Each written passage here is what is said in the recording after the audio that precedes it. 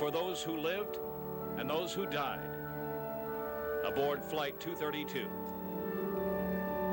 And this woman's story of survival of more than one air disaster. We're going to fly out of Durango, Colorado, and there's a plane coming. In touch with Siouxland, Dave Nixon, Mike Wacom, Rick Milkey, live from KTIV in Sioux City.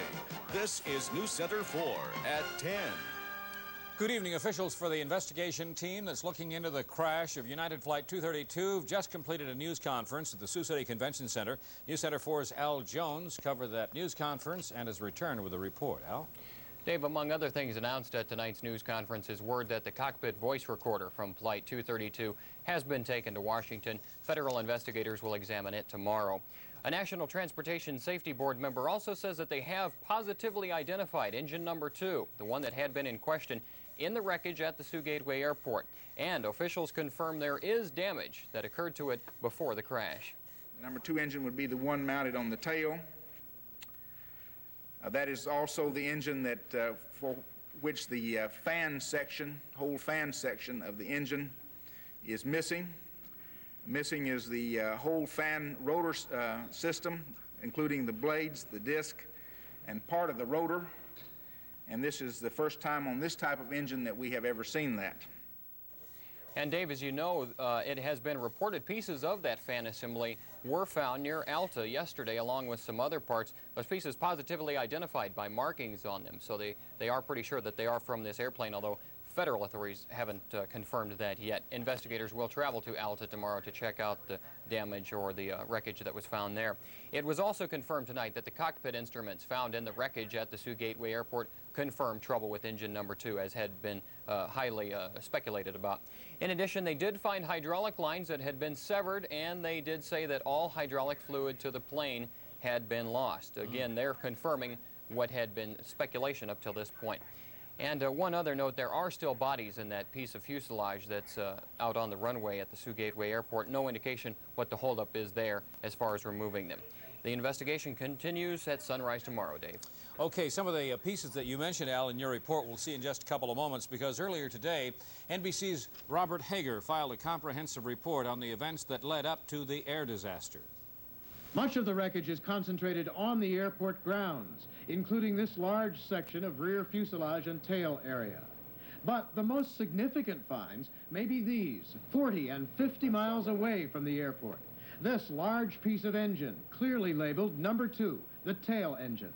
Another 100-pound-plus section of what appears to be the same engine and some of its fan blades. And another huge piece not immediately identified.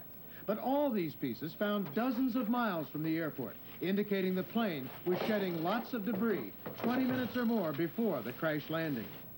That damage seems to be confirmed by this in-flight photo of the plane's tail taken by the Sioux City Journal just before the crash. The plane's flight data recorder arrived in Washington today for analysis. It should help determine just which systems malfunctioned and in what order. Investigators now believe the trouble in flight started east of Sioux City when the crew first reported the engine in the tail had failed. Passenger Bruce Benham. Right after the explosion or whatever, the loud noise that caused us to lose altitude, we could tell that the pilot was changing his course somewhat because we were banking a lot. It seemed like he was having difficulty controlling the plane. Investigators theorized the engine had broken up so severely that parts had spewed out, severing key parts of the plane's 3 hydraulic control systems and perhaps damaging other parts of the tail. These systems, which converge in the tail area, control the wing flaps, slats, rudder, and stabilizers, vital to the plane's control. Without much of this control, the plane was able to make only very wide right turns. It spiraled down in 3 huge circles. Another passenger, Brad Blayless. Pilot came back on. The pilot that had made a couple trips to the back to check the structural damage and said that, that it was going to be a rough one and prepare for it. Another pilot in the area remembers overhearing the United crew tell air controllers, "We're preparing for a ditch landing. If we can't make the airport, we'll take a level field." But the crew almost did make it to the Sioux City airport. The plane dipped into the dirt, barely short of the runway apron, and cartwheeled down the tarmac. When the dust had settled, it was learned, of course, as if by a miracle there were survivors. And as of tonight, officials for United Airlines are saying as many as 197 survived the crash. News Center 4's John Grosvenor says the dead were left at the crash site overnight. His report begins with the day's events at the first light of dawn. Crews worked through the night to get at least one runway clear so the airport could resume scheduled flights. By 8 a.m., passengers were boarding the first commercial flight to leave the airport since the crash. At dawn, crews began walking the cornfields, where some of the plane came to rest. Sioux City City Manager Hank Cinda updated the media on the body count. The count that we have now is that there were actually 293 people aboard.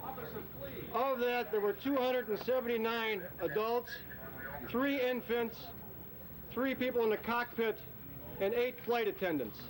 Right now, we know that there are 67 dead, 43 missing.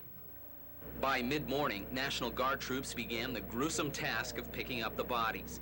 The 67 bodies scattered on the airfield were picked up and loaded onto a truck.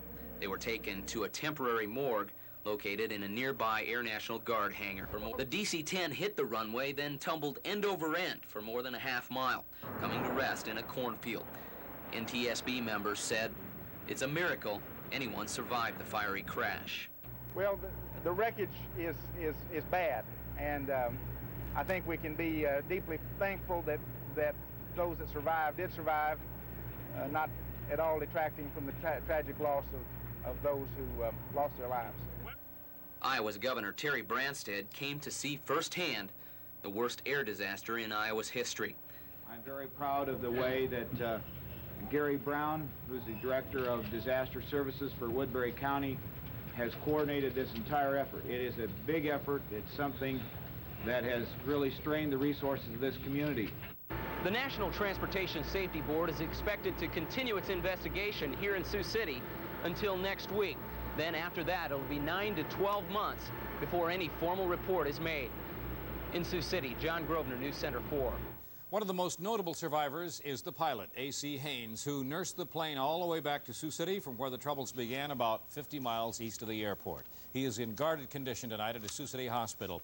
2 of the survivors have quite another story to tell. They are Jacqueline McCarthy of Durango, Colorado, and her husband. They are injured but alive and able to tell the rest of their story, which for them began 2 years ago when they were bumped from another flight that crashed in Detroit shortly after takeoff. Well, I haven't had the best of luck. As far as that flight we got on was not the original one we were to be on. We were going to fly out of Durango, Colorado, and there was a plane coming up from Farmington that had mechanical difficulty that never made it to Durango, and so we had to reschedule our flight. And so we ended up going by way of Chicago, and hence this. And one other time, a couple years ago, when they had the crash in Detroit, we had been scheduled for that plane, and his father had changed the flight due to the fact that he thought we might miss our connections because they were real close together to get into Phoenix. And we found out about that as we were driving away from the airport in Phoenix, as that flight was to land about the same time we did anyway. Close, or had already landed. And we heard that over the radio. So we've had a few. Remarkable story. Prayer service for the survivors and the deceased was held in Sioux City tonight at the Cathedral of the Epiphany. It was an ecumenical prayer vigil for all souls aboard United Flight 232. More than a dozen spiritual leaders from various churches throughout Siouxland were present for tonight's service.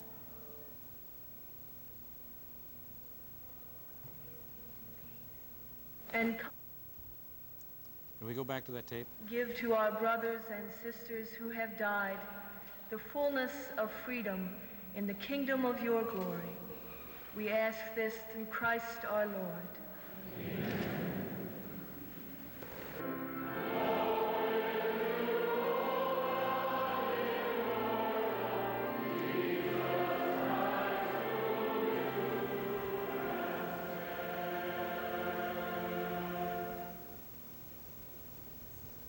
Sioux City's Catholic bishop will say a special mass tomorrow at noon at that same cathedral. Rescue workers are being commended for the life-saving efforts during the disaster. When we come back, we'll see what they have to say and see why they were so well prepared.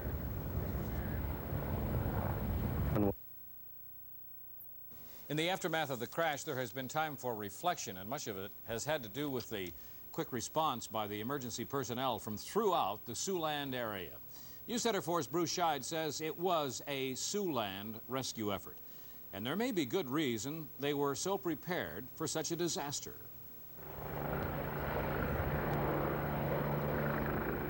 More than 100 fire, rescue, and medical units, some from as far away as Vermilion, South Dakota, rushed to the crash scene. People from Sioux City's Air National Guard unit based at the airport got there first. The Air National Guard Crash Rescue First Response Team was on site. They were right almost in the middle of the crash scene and were able to start extinguishing the fire right away.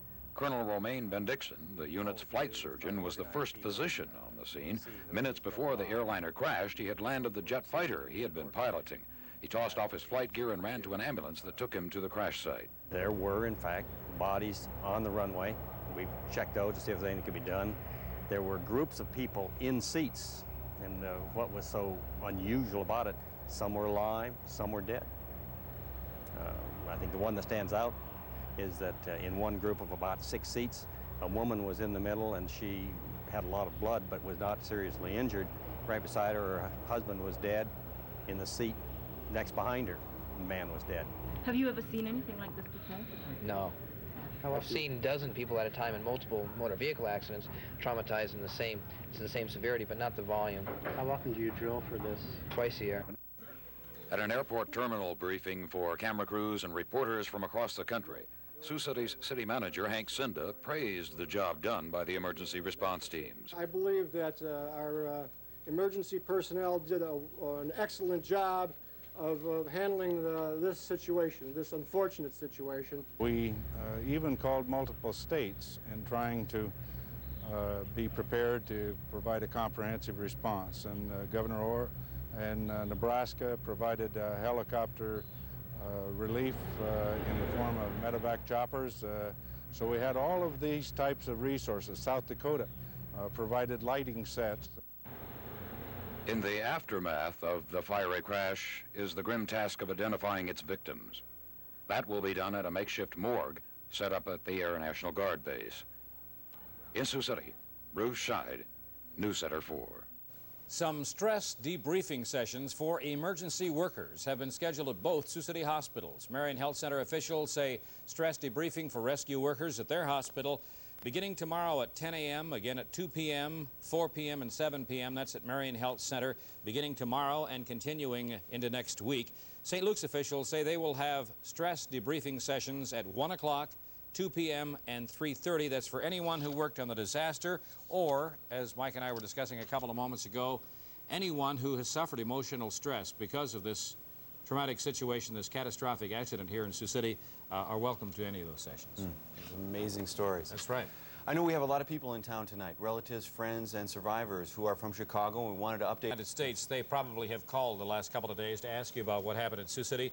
This was the headline of USA Today. Amazing so many people survived. This was the Iowa's Des Moines Register, DC-10 crashes with pictures and everything. But here in Sioux City, a lot of credit was given to Dave Boxham, our photographer who got that picture on video that everybody has been seeing. Well, some remarkable photographs were taken by some local photographers for the Sioux City Journal. We just thought it was appropriate to mention those tonight. The front page of the Sioux City Journal, of course, but they're inside pictures, some remarkable photographs by Ed Porter and Gary Anderson. One in particular that that will have been seen all over the nation today was this particular picture in the Sioux City Journal, which was Colonel Dennis Nielsen of the 185th Air Guard carrying an injured child from the crash scene. That picture appeared in many other newspapers under the byline of the Associated Press, but that was Gary Anderson's picture, and probably will be an award winner. Oh, yes. Yeah. Some amazing stuff went on. And we heard from all over the world, people calling our TV Australia. station. I had Australia on one phone, Tokyo was on the other one. Tokyo was, let's see, Dave Boxham, he interviewed for Tokyo AM Right. this morning, and was doing that. It was absolutely incredible. Some of the things we had going on. Weather's going to be pretty nice the next couple of days. We've got temperatures around 88 degrees. Okay. And the sports world is getting back to normal. Back to normal. Our Athlete of the Week normally on Wednesday is going to be tomorrow night at 6. Other than that, I think we'll get all caught up. Okay. Of course, there will be more developments regarding the crash of United Flight 232, and you'll see them here at KTIV Channel